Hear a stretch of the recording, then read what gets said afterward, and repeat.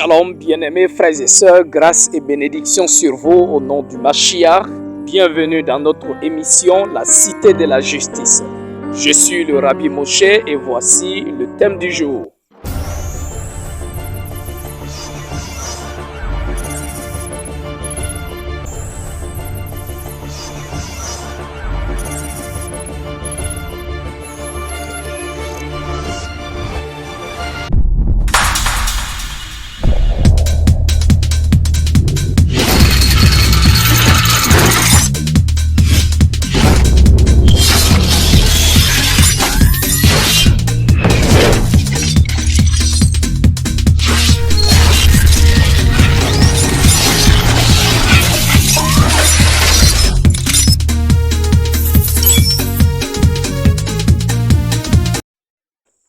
Il y avait une cérémonie païenne que les Romains célébraient, qu'on appelle Siovetoril.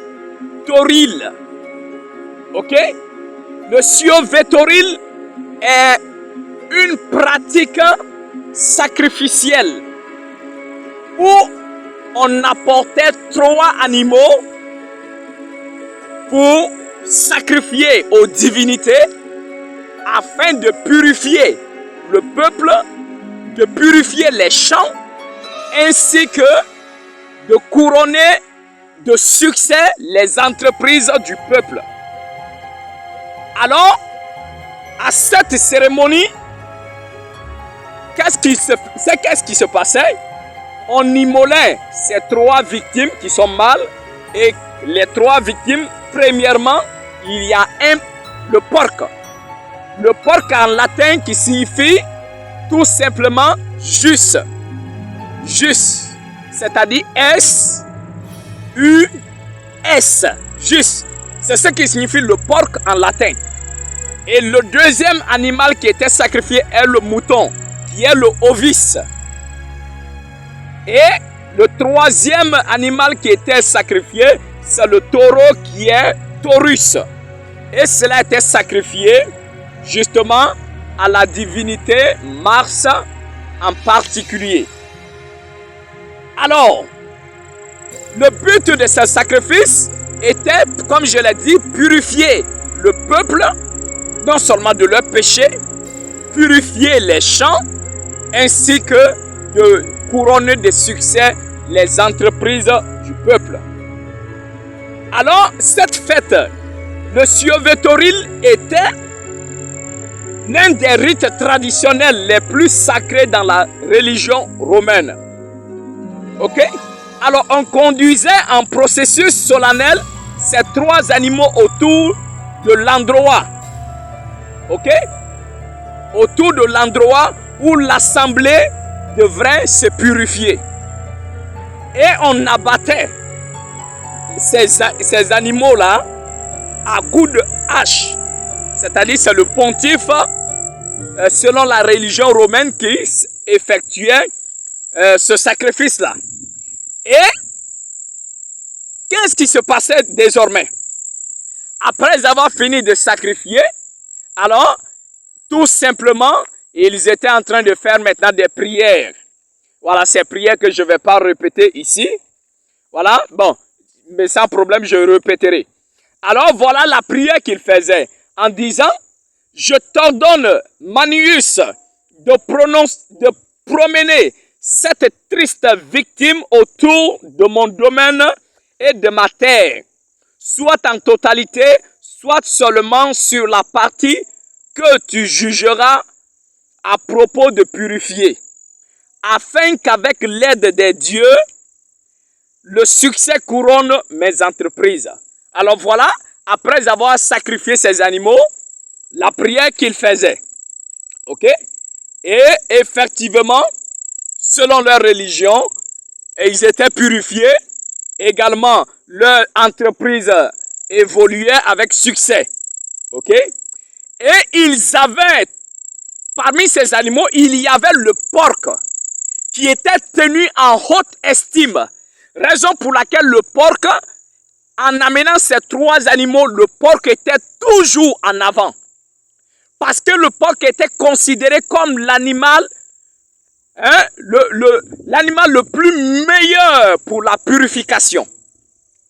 Et vous pouvez même trouver cela dans les Saintes Écritures, où l'Éternel fait des reproches.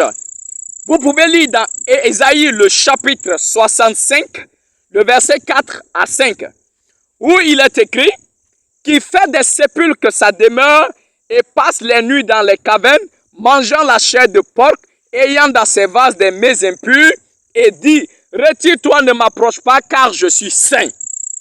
Alors ici, on parle de ces Romains-là, de ces païens qui prenaient le porc ainsi que ces animaux pour aller se purifier. Et après avoir fini d'abattre ces animaux, ils vont les manger. Et quand ils finissent de les manger, ils disent qu'ils sont purifiés. Ok? Alors, nous continuons toujours avec Ésaïe 66, le verset 17. Il est écrit, ceux qui se sanctifient et se purifient. Vous attendez le mot, ceux qui se sanctifient et se purifient dans les jardins, au milieu desquels ils vont un à un, qui mangent la chair de porc, des choses abominables et des souris, tout cela périront, dit l'Éternel. Alors vous voyez ici que même dans les Saintes Écritures, l'Éternel dit il y a un groupe de personnes qui prennent le porc afin d'aller se purifier. Et quand ils abattent l'animal, ils commencent à le manger, ils font leur cérémonie de purification. Maintenant, ça c'était un culte, une tradition romaine qui s'effectuait au milieu des païens. Et le porc était respecté, était tenu en haute estime pour ses qualités de purification selon leur religion. Et finalement, le porc a été pris par les Romains comme un animal médiateur et purificateur du peuple. Ok? Le porc a été considéré comme le médiateur et le purificateur du peuple. Médiateur entre les divinités et eux, le peuple, l'animal qui les purifiait. Alors, en quelque sorte, le porc était devenu comme un messager entre les divinités ainsi que le peuple. Alors, ils étaient habitués à ce culte-là.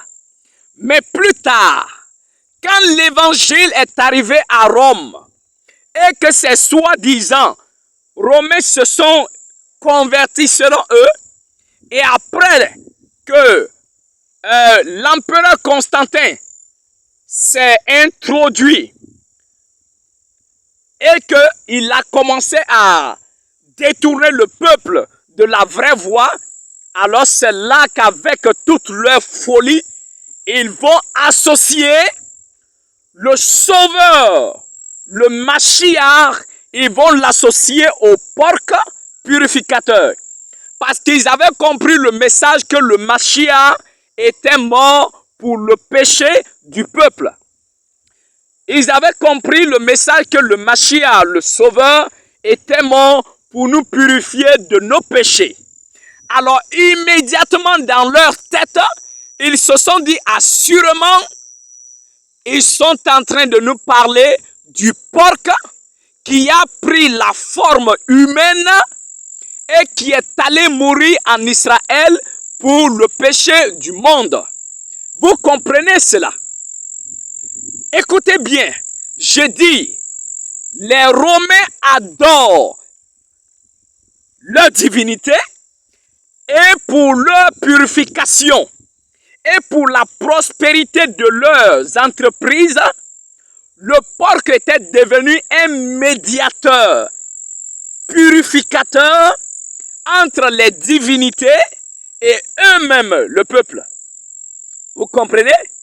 Et plus tard, quand l'évangile est arrivé chez les Romains et qu'on leur a prêché que le Mashiach, le Sauveur, est mort sur le poteau, d'autres disent la croix, quand il est mort et qu'il est celui qui nous purifie de nos péchés, celui qui est le médiateur, alors ces deux mots sont restés calés dans leur tête.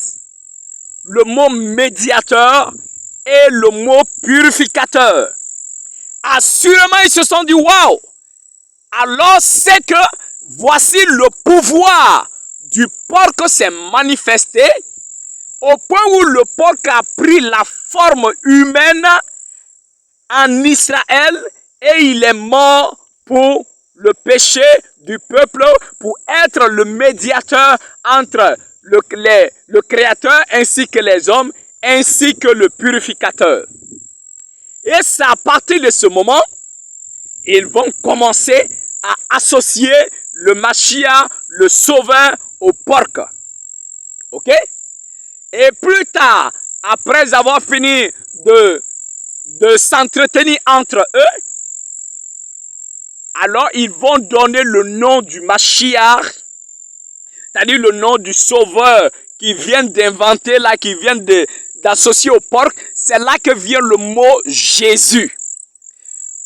Écoutez-moi, au départ, je vous ai dit que le nom du Sauveur en hébreu ancien était Yahusha, qui est composé de deux mots.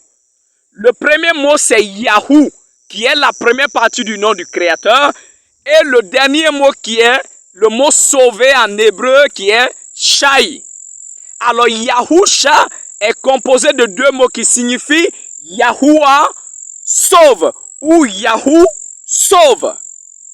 Et c'est la même composition de noms-là que les Romains vont effectuer. C'est la même composition de mots. Ils ont composé aussi deux mots pour désormais donner au Sauveur associé au porc qu'il prêche dans le monde entier. Alors Jésus est composé de deux mots. Il y a d'abord les deux premières lettres qu'on dit G. G en français, c'est un pronom personnel. Ok? G qui signifie moi. G qui signifie moi. Ok? Et le dernier mot qui est ZU, c'est-à-dire S. US, c'est un mot latin qui signifie exactement porc. Qui signifie le porc. Si vous ne me croyez pas, allez sur Internet ou soit sur Google Traduction. Tapez, prenez la traduction latin-français ou français-latin. Ok? Tapez justement le mot sus, c'est-à-dire sus, S-U-S. Tapez et voyez ce qu'on vous donnera, c'est le porc. Alors le mot Jésus est composé de deux mots. Un mot français et un mot latin. G qui signifie moi et le ZU qui signifie porc. En quelque sorte, le mot Jésus signifie moi le porc. C'est une abomination que les gens partout, ils sont là et prient au nom de Jésus. Jésus signifie moi le porc. C'est ça. Parce que les Romains ont voulu prôner dans le monde entier le culte du porc qu'ils ont introduit comme divinité, comme médiateur, comme purificateur. Et ils l'ont associé au Sauveur qui est mort en Israël. Alors, mes bien-aimés, alors, à vous de voir, Jésus est composé de deux mots. Le mot G qui signifie moi et le mot su qui signifie le mot zu, S-U-S qui signifie en latin porc. Ou soit, donnez-moi en français, le S-U-S signifie quoi en français? Ça n'existe pas. C'est là qu'ils ont fait le mystère pour doubler les gens. En prenant un mot français et un mot latin, ils ont collé ensemble.